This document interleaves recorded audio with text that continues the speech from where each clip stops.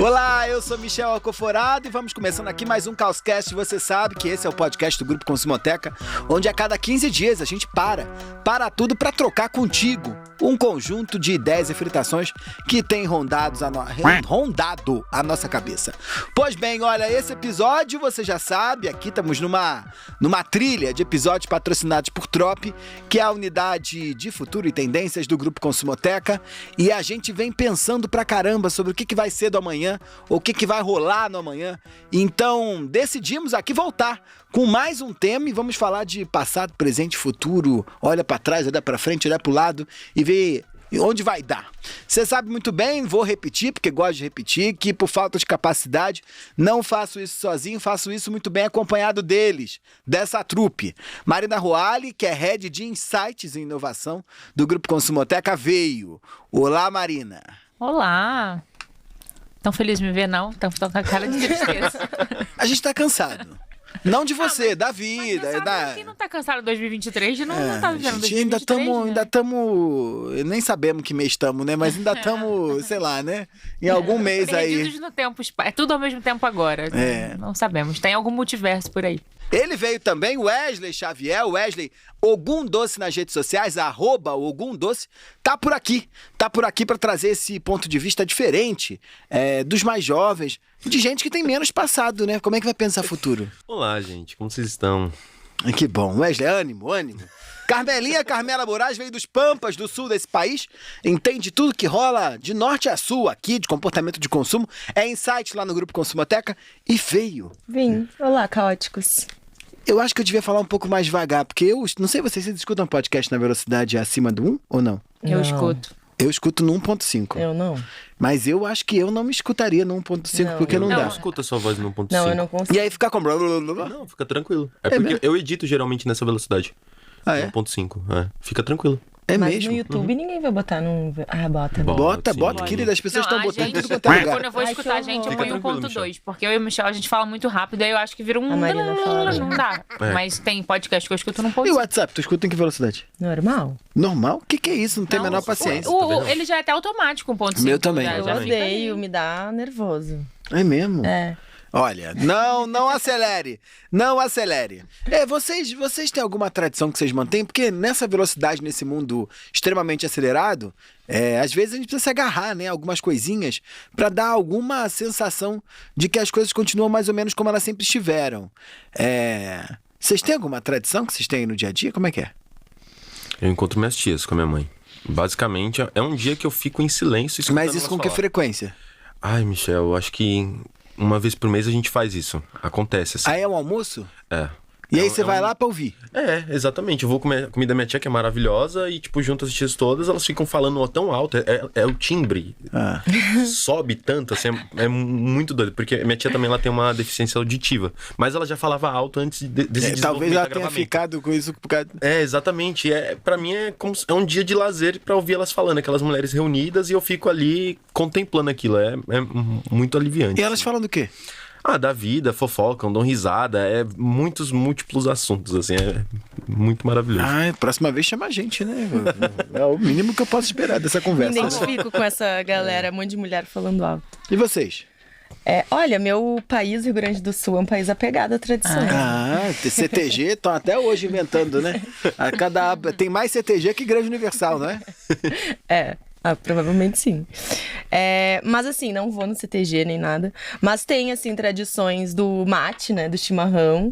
Que acho que tem todo o ritual de fazer e a coisa de compartilhar também com amigos. Então, vai na praça final de semana, leva o chimarrão pra tomar. E também o churrasco, que eu acho que muito mais do que uma comida, é também esse momento de socialização. Então, vai reunir com os amigos, vamos fazer um churras. Família, domingo, todo sagrado, domingo, churrasco, a família. Então, acho que essas tradições, assim, mais voltadas ali à cultura gaúcha mesmo. Marina, Niterói ainda tá no passado. Inclusive, eu acho Niterói tá no passado, não é? Sim, Niterói só é a tradição. E Niterói, eu acho que depois do Rio Grande do Sul, eu nunca pesquisei esse dado, mas deve ser o lugar onde mais se faz churrasco. Porque também é um negócio forte do churrasco lá. Acho que a diferença até de Niterói pro Rio é que no Rio... Não é bom, tá? O churrasco de Niterói não é bom. Não é, que lá de vocês é. De Niterói não é bom. O meu pai vai dizer, porque você não foi na minha casa, que você vai comer o dele, vai experimentar. Vou lá fazer o teste desse churrasco. Porque no Rio tem uma coisa que eu falo, vamos marcar e nunca marca. E Niterói marca mesmo e te chamam pra um churrasco, você vai receber na tua casa pro pessoal se reunir. Então, esses marcos, assim, também, como o Wesley traz, de família que se reúne e faz sempre a mesma coisa, isso é padrão ali de Niterói. Então, acho que a tradição, pra mim, ela tá muito nesse lugar, assim. Principalmente dessas datas comemorativas aí, clássicas, de ter esse momento junto. Olha, a gente vai falar de um assunto hoje que eu tenho certeza que você já ralou nele, assim, sabe? Já relou nele em algum momento da sua vida nos últimos anos. Certamente, numa vida pautada pela tecnologia e por uma aceleração gigantesca do cotidiano, muitos de nós somos obrigados a voltar ao passado para poder conseguir manter alguma constância ou manter alguma ideia de estabilidade na vida cotidiana. Do mesmo modo, a mesma tecnologia e aí as plataformas e as redes sociais possibilitaram a emergência de novos discursos e novas noções de passado e novas noções de tradição e novas possibilidades de resgate dessa memória que nos inventou. Então, apesar do assunto não ser assim tão novo, é interessante notar que aqui na América Latina, e o Radar de Trop aponta isso, a relação com o passado está na boca do povo, mas as marcas não estão sabendo se relacionar com elas desse modo. O Radar do Futuro está apontando para aí. O episódio de Trop, você já sabe, o nome é os dois, fica de lado, e a gente olha para o amanhã. Marina Roalli, Radar do Futuro está apontando ponteiro para onde, hein? Olha, Michel, o Radar do Futuro está apontando para um movimento chamado Raízes Futuristas, que é sobre a gente poder pensar e projetar futuro, resgatando narrativas e saberes passados. A gente já vem falando aí, como você falou, vem flertando com essa... É provável que quem já está ouvindo a gente já andou consumindo, vendo em música, em filme, em livro, um papo sobre ancestralidade, né? Isso já vem aí na cultura pop rolando. E o que a gente já vê pra frente é que isso vai se enraizar cada vez mais nas nossas conversas e vai nos ajudar a pautar decisões do dia a dia, a praticar rituais, a consumir coisas e voltar pra essa coisa de que é quase um deslocamento dessa ideia do que o futuro deve ser, né? A gente sempre pensou o futuro como um lugar ali do progresso e que vamos inventar algo novo nunca antes feito. E esse é o momento da história onde a gente pensa, peraí, tem muita coisa legal que foi feita lá atrás, muitos povos, muitos saberes, muitas histórias que foram apagadas, não foram contadas, então a gente vai recontar, vai reaprender e vai implementar no nosso dia a dia novas práticas com elas. E aí tem dois pilares nesse jogo que é muito importante pra gente entender, então, como que Raízes Futuristas vai sair só de um papo de debate, ou que a princípio parece militância, mas vai muito além disso, e entra na nossa vida. Então tem a descentralização de narrativa, como é que a gente entende isso acontecendo, e a reconexão com o outro. Então vamos começar do começo, assim. O que é esse primeiro pote aqui da descentralização de narrativa? O que você está querendo chamar a atenção com isso? Descentralizar a narrativa é um momento do mundo quase de uma tomada de consciência coletiva de tudo aquilo que nos foi apresentado como história, lá, história com H maiúsculo, que você faz provinha na escola. Era uma história contada ali, muito enviesada, de um grupinho só que podia contar e dizer o que aconteceu, né? E como só eles contavam, só eles escreviam os livros de história, só eles faziam os filmes, os livros e tudo mais, pelo menos os de grande massa, ninguém questionava, ninguém podia, né, trazer o seu ponto de vista. Nos últimos anos aí, com todo esse florescer do mundo digital, a gente viu isso crescer, a gente viu o que a gente chama de polifonia, né, de mais gente reivindicando espaço, desses movimentos crescendo. Isso já se consolidou, é quase assim, o step de viver pro mundo e falar, olha, tua narrativa eurocêntrica, branca, sempre ali, né, eixo norte-americano, pautando o mundo. A gente já entendeu, assim, acho que a gente já rompeu esse debate social, e agora a gente está na fase de, enquanto mundo, enquanto sociedade, falar, e aí, o que a gente vai construir? Então, que histórias são essas que a gente vai resgatar e vai trazer para agora, né? E aí, com isso, pensar essa ideia de que entender o mundo global é entender vários movimentos regionais e locais se torna muito importante, né? Quando a gente fala em tropicalizar, quando a gente fala em entender para onde esses movimentos vão, dar vozes, então, para essas narrativas. Então, a gente fala muito mais agora de decolonização do pensamento, né? Da gente entender, se livrar daquilo que nos foi ensinado e trazer essas regras novas, trazer essas histórias novas para a gente repensar o futuro. E é interessante isso que tu fala, Má, porque a gente, na pesquisa de geração Z que a gente fez no ano passado, a gente tem alguns dados aqui sobre o quanto que os jovens latinos, né, essa galera, geração Z, tá querendo se afastar um pouco, acho que principalmente pela questão dessa cultura pop, o millennial viveu muito ali, né, a sessão da tarde Hollywood, né, então a referência, né, era Spice Girls e tal, era muita referência gringa. E justamente por causa da digitalização, os jovens, ele começa a se desprender disso e ter acesso a outras coisas, e eles afirmam ter orgulho das raízes, né? Então a gente tem esse dado que 79% dos jovens latinos têm orgulho das suas raízes regionais, né? Não só latinas, mas também de cada país específico. E 71% dos brasileiros afirmam que a nacionalidade diz muito sobre a sua identidade. Então acredito que essa geração aí, Z, tem mais chance também e acesso fácil, né? Acesso fácil de conseguir resgatar. Então a gente vê também um movimento muito forte da cultura pop dessa galera que é jovem também, ali que tá entre zillennials da vida, tipo uma Anitta, um Bad Bunny, que hoje é um dos principais artistas aí do mundo, que inclusive fez um show no Coachella em que ele tava lá dançando salsa. Então quando que eu, millennial, lá nos anos 90, ia ver isso, né? Era uma referência totalmente gringa, americanizada. Então acredito que a cultura pop também esteja resgatando essa vontade, esse desejo dessa galera aí mais jovem em, de fato, resgatar essas raízes latinas, principalmente, né? Tem uma coisa legal que você traz, que é quase como se... Pra gente poder ressignificar essas narrativas do passado, a gente precisa quase que passar pelo raio gourmetizador ali do que é cool, sabe? Assim, a gente precisa tornar isso legal pra poder isso, então, de fato, vingar e não ficar só naquele debatezinho que parece só ali um debate político que não vai pra frente. E aí, isso com a geração Z que você traz, é muito interessante que essa questão deles terem orgulho regional, se a gente volta ali pra nossa adolescência millennial, a gente não era legal ser latino, ser brasileiro, a gente queria ser igual o jovem americano do filme da Sessão da Tarde. A gente não tinha essa referência do que era esse legal latino. A gente tinha a referência do high school. Isso, sabe? Era meio querer parecer o outro. E agora é meio inverter essa lógica de vira-lata. E aí não só quando a gente pensa América Latina, acho que outros países, outros povos no mundo que também ficaram de escanteio, assim. Então a gente vê agora os povos asiáticos também podendo ditar muita coisa de que ficaram de lado. É como você poder trazer os seus códigos culturais e falar, olha, ele é muito legal, tanto que você vai querer copiar, né? E aí agora tem lá o Latin Aesthetic no TikTok, a galera de fora querendo... Óbvio que não vai ser igual, mas...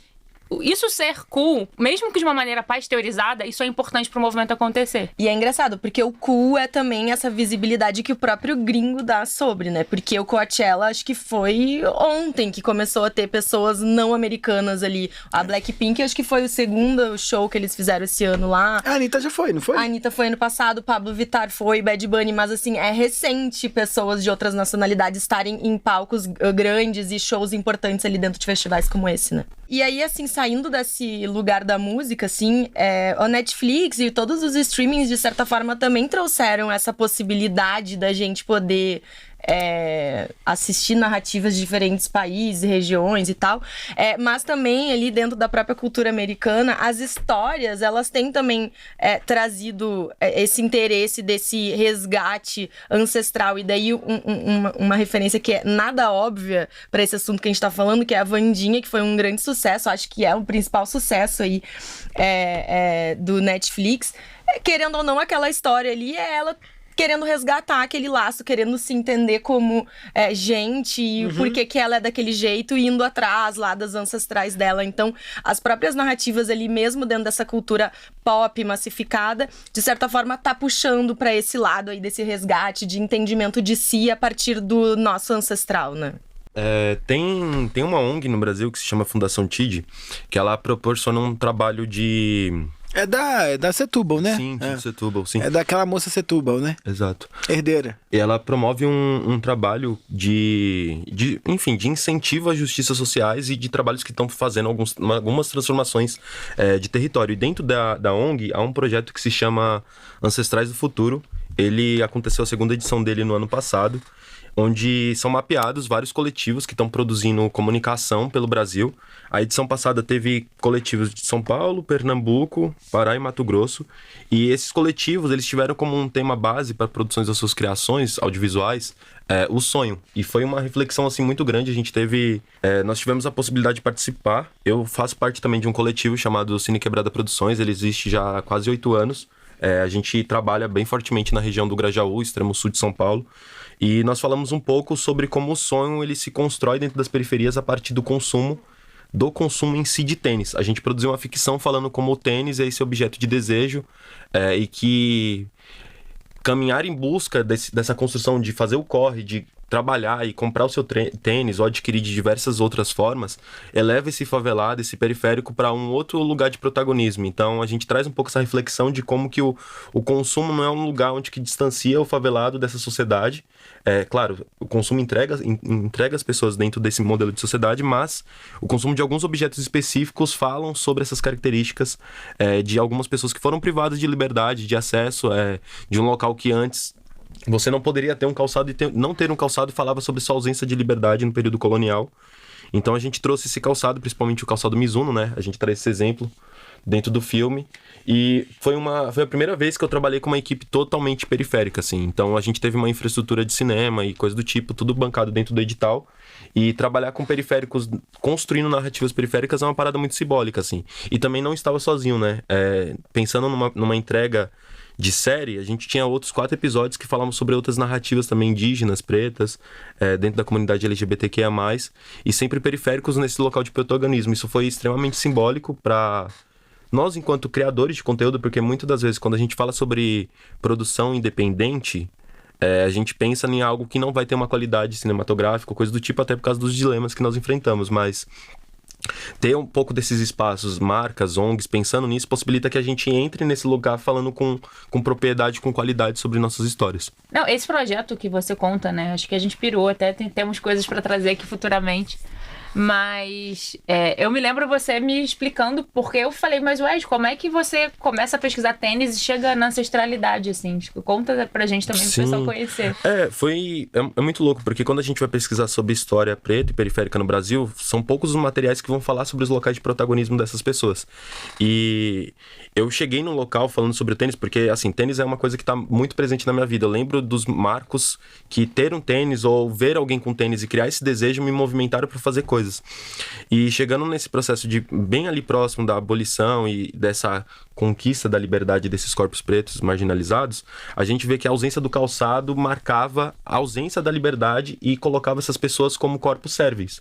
Então, não ter um calçado marcava que você ainda estava numa condição de servidão e não estava mais pertencendo àquela sociedade.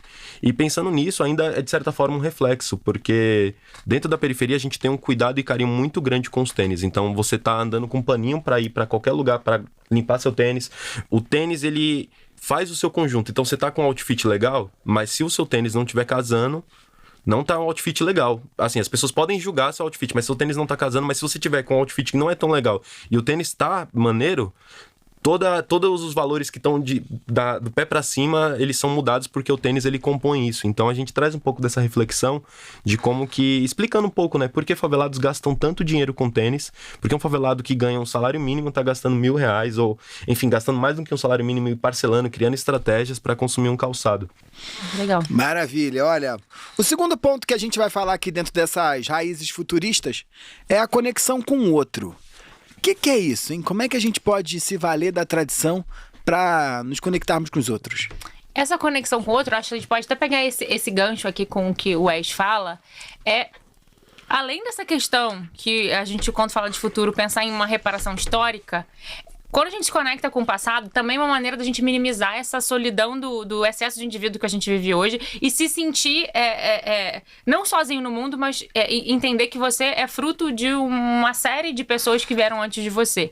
Então, quando a gente pensa em conectar com o outro, no caso dele aqui, contando do periférico que vai lá e compra um calçado. Quando ele compra um calçado, ele não sente que ele só comprou um calçado pra ele. Ele comprou pra ele por todos os antepassados dele que não puderam fazer isso. Então, isso dá um outro valor, dá um valor de conquista coletiva. Então a gente tem visto esse movimento das pessoas usando da ancestralidade, não só para se autoconhecer melhor, no sentido de saber características minhas que não só vieram de mim, mas eu fui herdando de outras pessoas, como para eu entender conquistas que não são só minhas e são coletivas, e para com isso trocar também com outro. Assim, quando a gente pensar em ancestralidade, não precisa ser só... tem essa parte da gente entender... quem veio antes de mim, quem vem da minha família, de onde eu vim, mas eu também, no momento que eu conheço questões dos seus antepassados, a gente pode trocar sobre isso e aprender e construir com esses saberes futuristas, assim, que trazem algo do passado.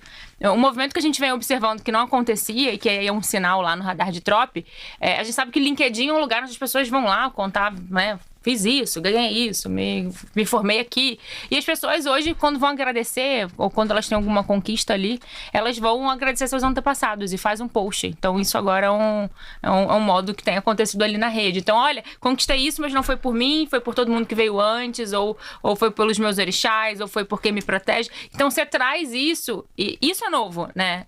É você trazer isso pra conversa do dia a dia e ser um novo padrão. E acho que dentro disso que tu tá falando, tem esse fenômeno que tá rolando no Brasil aí nos últimos anos, que é a questão da galera fazendo esses testes de ancestralidade, testes de DNA. Eu tenho um dado aqui da Veja Saúde, que em 2021 essas empresas aumentaram, apontaram um aumento de 700% nessa demanda. Então era uma coisa que já existia há muito tempo, mas de 2019 para cá aumentou muito esse interesse e que acredito que dentro do Brasil, que é esse país aí, que, né, tem muita referência, muita mistura de diferentes origens, acredito que é justamente esse interesse de saber assim, ó, tá, eu sou um pouquinho de quê, né? Qual que é essa minha mistura, né? Eu sou um pouquinho daqui, um pouquinho dali. Então, acho que tem esse fenômeno aí de todo mundo, até eu já vi blogueiro, influenciador, que não tem nada a ver com a história, fazendo publi desse tipo de produto, porque de fato aí tá no mainstream que a galera quer entender, né? Quer saber qual é essa mistura, esse DNA. É legal você trazer isso pra gente, quando falar de raízes futuristas, entender ele como um macro movimento que tem outros movimentos dentro, né? E aí, sempre que a gente falar de ancestralidade, existe em algum momento que essa ancestralidade ela vai flertar com uma pauta política, com uma questão de reparação histórica, que é muito importante, que são de muitos movimentos, até um movimento que isso vai crescendo, vai pro mainstream apenas pra você ali entender melhor ali questões ali do seu corpo. É como se... Nesse mundo que é tanta angústia e tanta resposta que ninguém sabe me dizer pra onde é futuro, eu vou buscar no passado essas respostas. E aí eu vou tentar me entender, vou me hackear e vou tentar me investigar pra eu me preparar ali melhor pro que tá por vir. E tem um ponto, cara, que eu acho que é muito importante quando a gente fala desse tema de trazer, e quando eu falo que isso vai virar mainstream, é entender os pesos que isso tem, né? Uma coisa é quando a gente tem uma série de movimentos que eles são éticos, estéticos e políticos, como o afrofuturismo, ou como essa questão dos movimentos indígenas voltando a ganhar um peso, voltando a buscar por representatividade com influenciadores indígenas. A gente vê semana de moda, com a gente volta a ter modelos indígenas e ter esse resgate ali de onde vem o Brasil. E dessa esfera do eu quero saber a minha família, mesmo que não seja uma questão ali de reparação histórica, política, assim. Eu fico pensando, a minha família, a gente tem um grupo ali no WhatsApp, que tá um monte de primo daqueles que você nunca vê, e quando vê num enterro, não sabe quem é quem, que eles começaram a resgatar fotos antigas e contar as histórias da família que ninguém contava, principalmente da nossa bisavó, que é italiana. Mas no fundo, a galera tudo reuniu e fica ali falando disso, porque no fundo o pessoal queria tirar a cidadania italiana. Então, assim, uma coisa é você falar de ancestralidade para pegar um privilégio ali, uma coisa, né? Não é por uma reparação histórica, porque a gente foi apagado da história. Mas isso vai acontecer, sabe? E aí tem até essas influenciadoras que acordam um dia, posta o macarrão da nona e fala, agradeço meus ancestrais com a receita da nona. É um tipo de discurso que vai crescer, tá? E ele vai se esvaziar, porque todo movimento, quando ele vem com uma vertente política, ele vai crescendo, ele corre o risco de ser esvaziado no meio do caminho. E isso vai acontecer também com esse movimento. É muito importante até a gente, como marca, tomar cuidado para não entrar no hype do discurso sem entender a importância que aquilo tem, sabe? Entender ali o peso e a medida para quem que isso vai acontecer. Então, por exemplo, quando a gente começou a mapear e ver onde essa ancestralidade já tinha algum impacto, a gente viu grupos de estudos da cura da endometriose baseada em saberes indígenas, sabe? E é isso entrando em participações, às vezes, de um congresso de medicina, para você entender como que a medicina tradicional vai flertar com esse tipo de saber. Ou uma marca que ela vai vendendo rituais passados, ancestrais, que as pessoas aplicavam, sendo cooptados agora para política de bem-estar. Então, essa coisa da piração de raspar a língua agora que a galera tem de manhã... eu raspo a língua eu tô raspando também, que eu caí nessa saber milênio. Eu raspo a língua todos os dias. Entendeu? Chocado. E tira todos os... Ai, gente. tem toda uma explicação. Você elimina as toxinas, aí você vai lá. Vocês são tipo, vocês caem em qualquer coisa. Ai, é que Vocês eu era compram, da- vocês vão na cartomante que traz Eu já amor em fui 3 na dias, Ayurveda uma vocês época. raspam a língua, quê? É que eu fui na Ayurveda uma época, que é dentro disso, assim, que eu fiz yoga uma época. Eu tive essa meu arquétipo, yogi, por um período muito pequenininho. E aí... 3 sessões. E aí eu fui numa médica Ayurveda porque eu tenho questões de hipotireoidismo, então eu fui buscar pra não ter que tomar o remédio da farmácia e alguma coisa mais natural e tal. E ela me indicou raspar a língua e eu raspo até hoje. Então, Milênios. mas isso é um caminho que vai crescer, porque não é só sobre você resgatar Raspar a língua? os saberes da sua...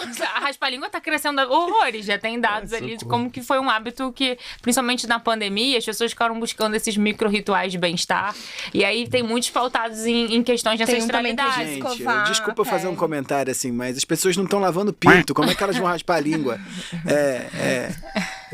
Mas né? A gente falou aqui que a gente vive num mundo onde as tendências, elas coexistem, né? Então é isso, você vai ter gente que não tá lavando aqui e outro que tá raspando a língua. E aí a gente tem que entender pra quem chega o movimento, né? Quando a gente sempre traz tendências aqui desse radar de futuro, é entender que são movimentos localizados que vão acontecendo com determinados grupos. Mas são marcas bem nichadas, né, que atuam com isso, assim. Marcas pequenas, meio caro, cobram caro pelo Sim. raspador de língua. Quando é que você começou com isso? Que ela eu já entendi que foi uma guru aí que disse pra ela. E você? O meu não foi nem... Não Você foi viu nem o publi de Instagram e começou... Não, foi porque eu tô investigando umas questões que eu tenho de problema intestinal e aí eu tô testando de tudo que eu leio pra ver se melhora. E aí raspar a língua É você parece- mesmo que tá se automedicando com novos sim, comportamentos. sim, essa Você sou e o ChatGPT. O ChatGPT me ajudou. São Mas não foi o rituais ChatGPT que me ancestrais, passou. São rituais ancestrais. Dentro É. desse raspar a língua tem todo um pack de produtos ali. Mas eu não entrei na pira da Ayurveda, não, porque eu sei que eu sou capaz de... Aí é muita coisa. Eu já tenho que lidar com o meu signo, com um monte de questão, com questões de terapia. Se eu ainda tiver que saber se eu sou Vata, Pitta. Tem um negócio difícil, lá e eu Ayurveda é falei, não... difícil. Eu sou os dois. É. Eu fui na Índia, fiz tá lá. vendo? Eu sou... Eu sou cafa. Não, eu sou... Não pode ser 2? Eu sou 2 Pode. bagulho. Acho que eu sou Vata Pitta, eu acho, sei lá. Mas sabe o que é legal quando a gente olha pra essa tendência? Essa sim tem uma coisa de localização, de ter os milênios encabeçando esse movimento. São os milênios que vão levar pro mainstream esse lugar.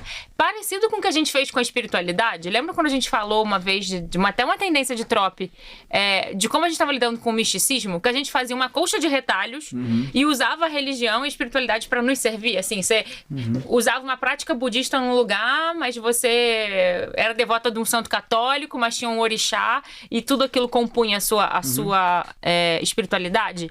Os milênios estão levando esse caminho para a lógica da ancestralidade. Então ele busca a ancestralidade da história dele, mas depois ele vai descobrindo saberes de outras ancestralidades e vai fazendo uma colcha de retalho da maneira que aquilo quiser, aquilo vai servir a ele. Então é isso que a gente vai esperar aí pros próximos tempos.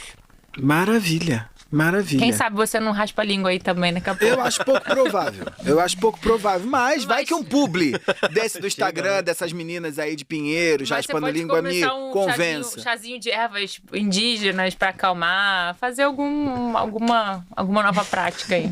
É bem possível. Vamos lá. Olha, como a gente já falou, né, essa bagunça que vamos vivendo no presente, essa disputa em torno de novas narrativas que deem sentido para a nossa existência aqui na Terra, tem mobilizado um retorno ao passado e uma ressignificação desse passado para, sobretudo, ajudar a gente a construir um novo futuro. Disso que fala Raízes Futuristas, e é disso que, de certa forma, também, aí eu acho que entra a grande novidade, que é...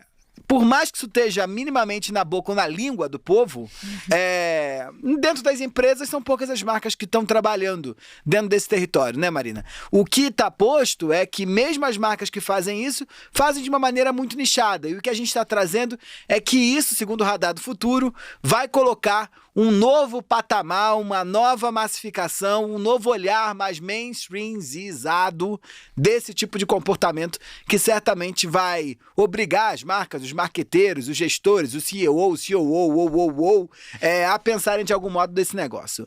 Marina, o povo que está sentado ouvindo agora a gente no caminho do trabalho, dentro do carro ou no sofá daquele que aperta um botão e abre uma parte, que é o sofá do trabalhador, né? Da tua é assim? O retrátil, sim. Eu tenho, Eu conquistei o meu. Eu tenho, eu critico esse também. Mas eu também, vocês- mas ele é feio e confortável. ele é horroroso, ele não é feio, ele é horroroso. Pra ver o Todos os lados, Netflix. É pra perna, assim, pra trás.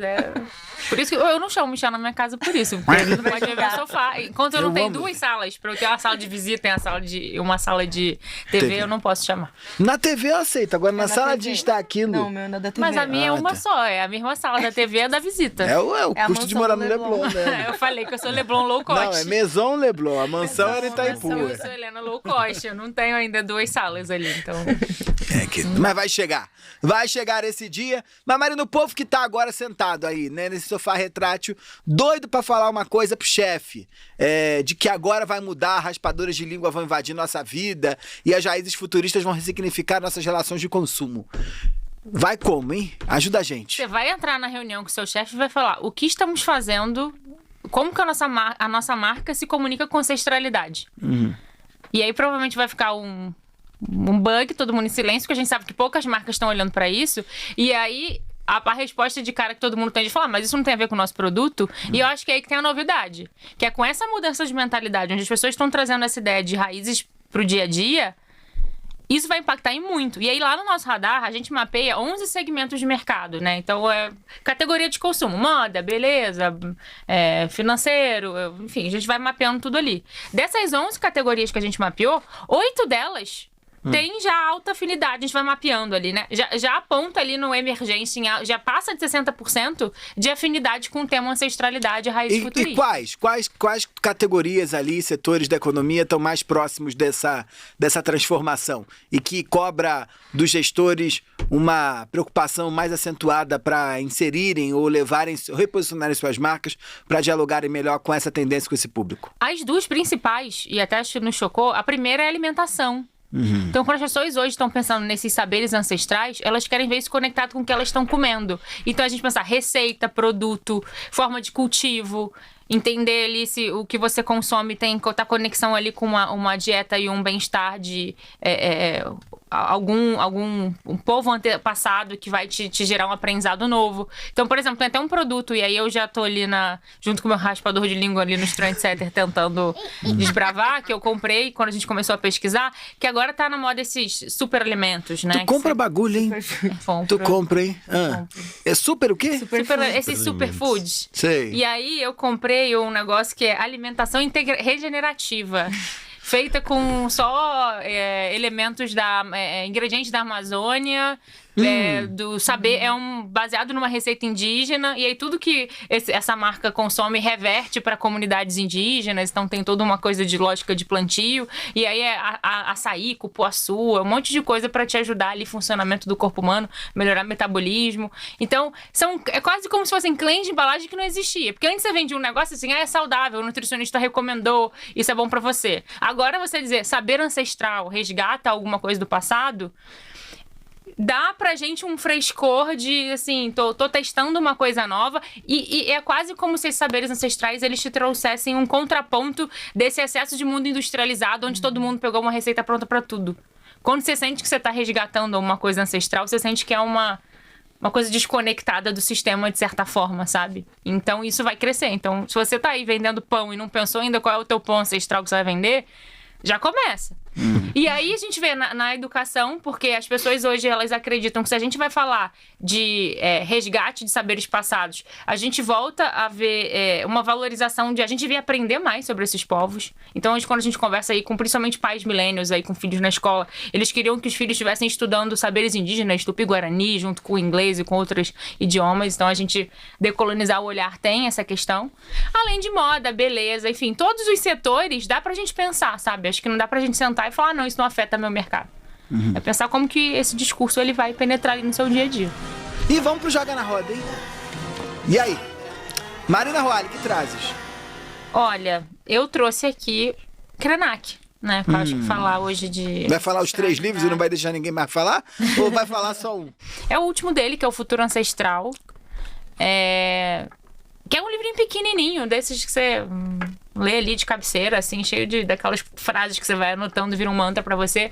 Mas é só um destaque que eu gosto muito desse livro, que tem um momento que o Krenak, ele fala muito de pandemia nesse livro, e ele fala que perguntam sempre pra ele, o que aprendemos com pandemia? O que você aprendeu? E ele é mega crítico a isso. Ele fala assim, essa ideia de que a gente aprende com sofrimento é uma visão branca que a gente tem que romper, né? Porque se fossem assim, os povos da diáspora, eles estavam aí já mandando no mundo com todos os saberes que eles já têm. E não é pra ali que a gente vai. Então, acho que é um livrinho bem legal pra gente refletir nesse sentido. Wesley Xavier. Eu recomendo a série dos Ancestrais do Futuro, são 2 temporadas. A segunda temporada ela é um pouco mais curta, porque foi adaptado o formato, então são vídeos de 6 minutos. E é isso, tá disponível no YouTube, Ancestrais do Futuro. Carmela Moraes. Eu trouxe a série do Netflix Cidade Invisível, que é bem legal, e ela estreou esse ano a 2ª temporada, que fala sobre... É brasileiro? É brasileira, e ela fala sobre as lendas brasileiras, e é muito legal porque eles falam de lendas de diferentes origens, diferentes regiões do Brasil, assim. E essa 2ª temporada eu achei mais interessante ainda porque eles saem do Rio de Janeiro e eles vão, e a série toda se passa no Pará. Então eles falam muito ali sobre dentro da floresta mesmo, as gravações feitas dentro da floresta e tal. E eu acho interessante justamente isso, assim, de trazer pro pop, né? Trazer pro mainstream essa questão dessas lendas que eu acho que a gente não aprende tanto, assim. Acho que quando a gente é pequenininho ali no colégio e tal, Saci Pererê e tal. Mas aí eu achei legal porque traz pro mainstream e fala com uma outra narrativa. A minha dica é um livro também. É um livro de um amigo do Krenak, que é o Davi Kopenawa. Ele escreveu um livro muito importante junto com o antropólogo francês, o Bruce Albert, e ele é um dos líderes dos Yanomami, que vem sofrendo ou sofreram mais do que nunca nos últimos 4 anos. E eles lançaram esse livro há um tempinho, que são 30 anos de conversas entre o Bruce Albert e o Davi, onde ele destrincha a teoria Yanomami sobre o mundo. Chama A Queda do Céu. Você procura aí na sua livraria mais próxima, porque certamente isso é uma aula. É uma aula de outra visão de futuro, é uma aula de outra visão de vida, é uma aula sobre como a gente pode pensar com outras cabeças e ficar extremamente mais inteligente com isso. Pois bem, terminamos hoje, hein? Marina Roale, beijos. Beijos futuristas e ancestrais pra vocês. Wesley Xavier, tchau, tchau. Um cheiro, gente. Carmela Moraes, besitos. Beijos. Eu, Michel Alcoforado, também vou me despedindo de vocês, lembrando sempre que você já sabe, esse foi um episódio patrocinado ou by Trop. Trop é a unidade de futuros e tendências do Grupo Consumoteca. E se você gostou desse assunto e gostou demais de tudo aquilo que a gente vem falando nos últimos episódios, você pode se informar entrando no site de Trop, www.grupoconsumoteca.com.br/Trop. Fácil, lá tem tudo. Se você tiver alguma dúvida, alguma questão, algum conselho ou alguma aflição, não deixe de nos escrever. Entra aí no @Grupo Consumoteca no Instagram e a gente vai ficar feliz demais de receber seu bilhetinho. Um beijo enorme, tchau, tchau, até a próxima.